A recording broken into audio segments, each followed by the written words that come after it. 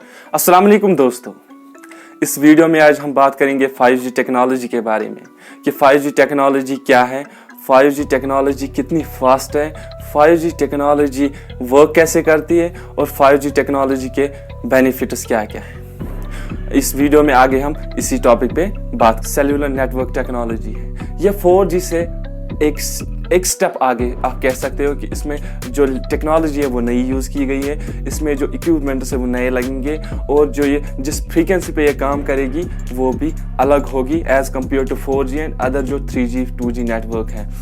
5G हमें speed करेगी provide up to 20 Gbps तक। एक्सपर्ट्स का कहना है कि जो इसकी स्पीड है पर्टिकुलर लोकेशंस पे जहाँ पे सिग्नल अच्छी होगी, जहाँ पे इसकी फ्रीक्वेंसी, इसकी जो बैंडविड्थ होगी वो अच्छी होगी, वहाँ तक ये 100 Gbps भी जा सकती है। 100 Gbps बहुत ज़्यादा स्पीड होती है, वहाँ तक ये अचीव कर सकती है। और जो इसकी लेटेंसी रेट होती है वो बहुत स्लो होगी। जो इसकी लेटेंसी होगी, लेटेंसी मतलब जब आप एक एग्जांपल से समझ सकते हो, जब भी आप गूगल पे जाते हो, वहाँ पे सर्च करते हो कुछ, आप गूगल पे कुछ सर्च करने के लिए जाते हो तो वहाँ पे आप कुछ सर्च करते हो, वो कितनी टाइम में वहाँ से रिस्पॉन्स देगा कि आपके वो उसके रिलेटेड जो आंसर्स है वो शो होंगे, तो वो कितनी देर तक वहाँ पे सर्च करेगा, उसको लेटेंसी कहते हैं। जो 5G है उसकी लेटेंसी जो है वो 1 मिली सेकेंड है। 1 मिली सेकेंड वो ना के बराबर है। आप कह सकते हो जो 5G में जो लेटेंसी होगी वो 0 होगी।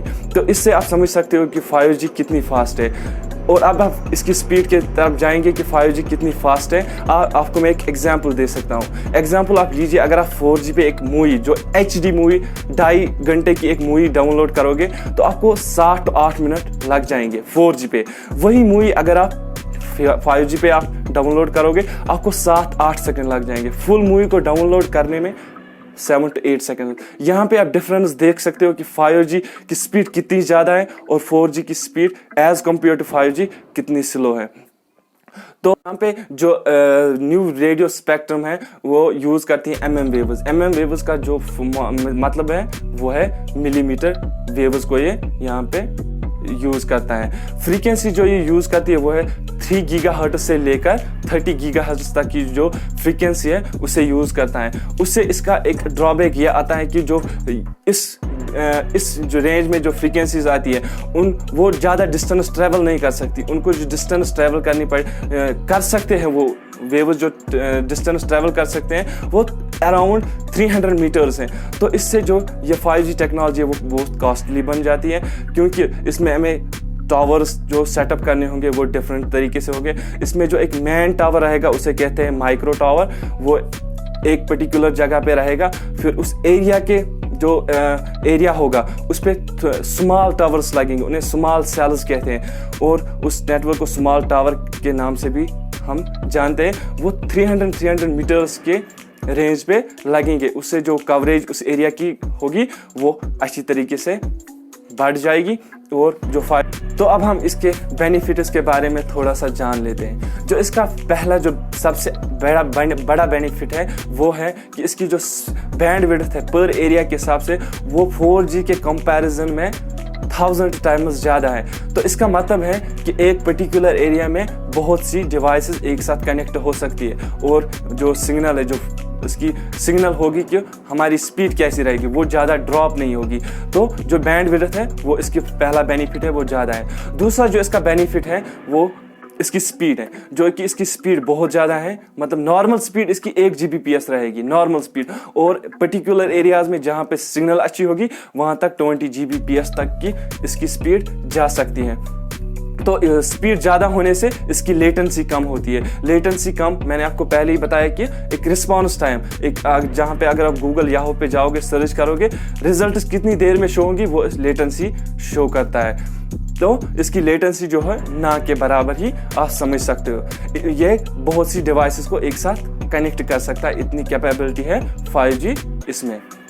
तो इसका जो अगला आप बेनिफिट समझ सकते हो वो है कि ये एक रेवोल्यूशन लाएगा ऑटो ड्राइविंग कार सेक्शन में। यहाँ पे एक अब सारे जो बड़ी बड़ी कंपनीज हैं वो ऑटो ड्राइविंग सेक्शन पे ज़्यादा जोर देती है कि ऑटो पायलट पे गाड़ी कैसी चलेगी। तो 5G टेक्नोलॉजी से वो बहुत ज़्यादा इजी होगा, क्योंकि जो इसकी लेटेंसी है वो ना के बराबर है। तो जो ऑटो ड्राइविंग कार्स है वो अपनी क्लाउड स्टोरेज से directly without any latency seconds में बात कर सकती है। तो जो एक्सीडेंट्स का चांस है, वो एरर्स का चांस है, वो वहाँ पे बहुत कम हो जाता है। तो अब इसके थोड़े ये देखेंगे कि ये 5G टेक्नोलॉजी कहाँ पे इंस्टॉल की गई है, किस किस कंट्री ने इसे इंस्टॉल किया। अगर आप देखेंगे जो 5G टेक्नोलॉजी है फर्स्ट चाइना ने किया था इंस्टॉल बाय हुआवे कंपनी ने, जो वहाँ पे ट्रायल बेसिस पे इसे इंस्टॉल किया था। और बाकी जो AT&T जो कंपनी है US की, जो सेल्यूलर कंपनी है, उसने भी इसे इंस्टॉल किया है। और कनाडा, बाकी जो यूनाइटेड किंगडम है, वहाँ पे इसे ट्रायल बेसिस पे भी यूज़ किया जाता है। तो एक्सपेक्ट कर सकते हो इंडिया में 2025 तक 5G लॉन्च हो जाएगा।